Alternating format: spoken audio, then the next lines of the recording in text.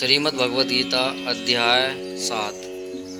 श्री भगवान बोले, हे पार्थ, अनन्य प्रेम से मुझ में आसक्ति चित्त तथा अनन्य भाव से मेरे परायण होकर योग में लगा हुआ तू जिस प्रकार से संपूर्ण विभूति बल ऐश्वर्य आदि गुणों से युक्त सबके आत्मरूप मुझको संशय रहित जानेगा उसको सुन।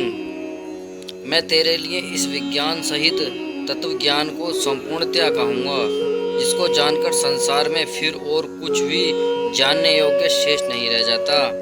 हजारों मनुष्य में कोई एक मेरी प्राप्ति के लिए यत्न करता है और उन यत्न करने वाले योगियों में भी कोई एक मेरे परायण होकर मुझको तत्व से अर्थात यथार्थ रूप से जानता है।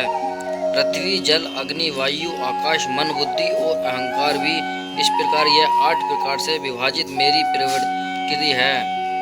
यह 8 प्रकार से वेदों वाली तो अपरा अर्थात मेरी जड़ प्रकृति है।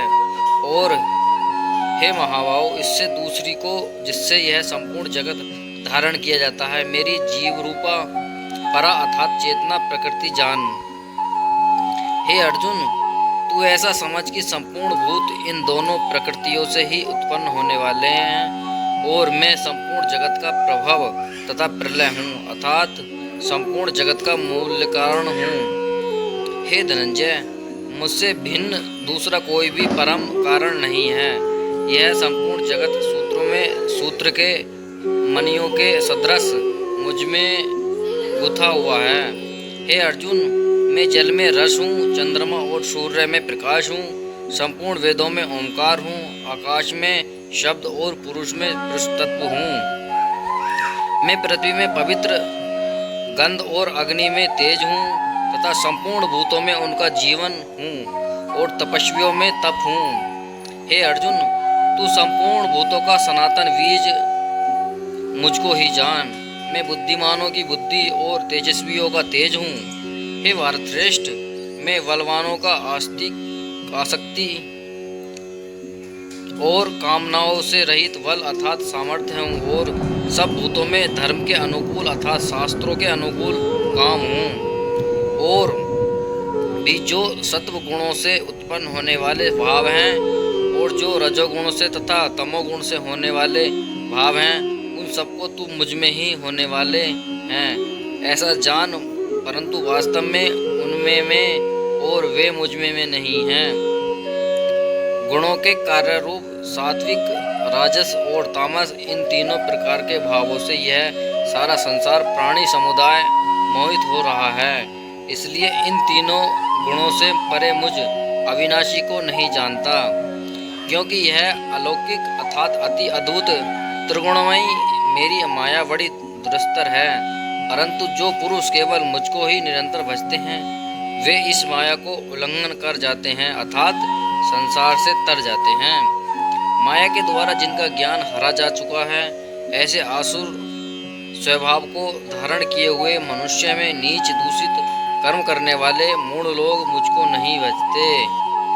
हे भरतवंशियों में श्रेष्ठ अर्जुन, उत्तम कर्म वाले अर्थात आत्म जिज्ञासु और ज्ञानी ऐसे 4 प्रकार के भक्तजन मुझको भजते हैं। उनमें नित्य मुझ में एक ही भाव से स्थित अनन्य प्रेम भक्ति वाला ज्ञानी भक्त अति उत्तम है, क्योंकि मुझको तत्व से जानने वाले ज्ञानी को मैं अत्यंत प्रिय हूँ और वह ज्ञानी मुझे अत्यंत प्रिय है। ये सभी उदार हैं, परंतु ज्ञानी तो साक्षात मेरा स्वरूप ही है, ऐसा मेरा मत है। क्योंकि वह मदगत मन बुद्धि वाला ज्ञानी भक्त अति उत्तम गति स्वरूप मुझ में ही अच्छी प्रकार स्थित है।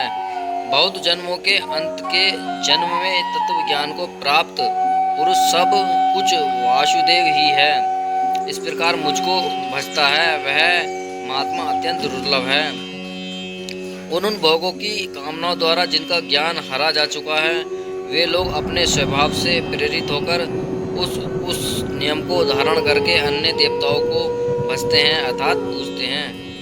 जो सकाम भक्त जिस देवता के स्वरूप को श्रद्धा से पूजना चाहते हैं, उस भक्ति की श्रद्धा को मैं उसी देवता के प्रति स्थित करता हूँ।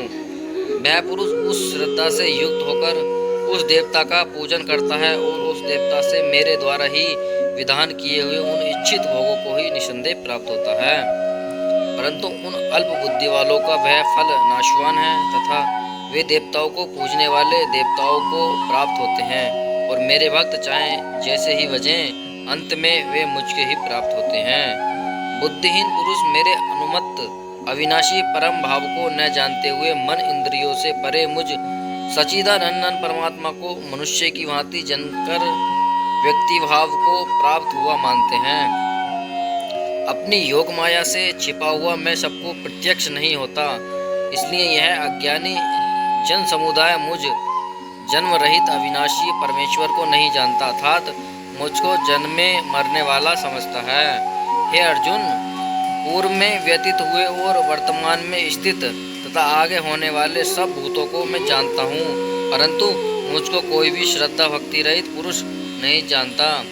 हे भरतवंशी अर्जुन, संसार में इच्छा और द्वेष से उत्पन्न सुख दुख आदि द्वंद्व रूप मोह से संपूर्ण प्राणी अत्यंत अज्ञात को प्राप्त हो रहे हैं, परंतु निष्काम भाव से श्रेष्ठ कर्मों का आचरण करने वाले जिन पुरुषों का पाप नष्ट हो गया है वे राग द्वेष जनित द्वंद्व रूप मोह से मुक्त दृढ़ निश्चयी भक्त मुझको सब प्रकार से भजते हैं।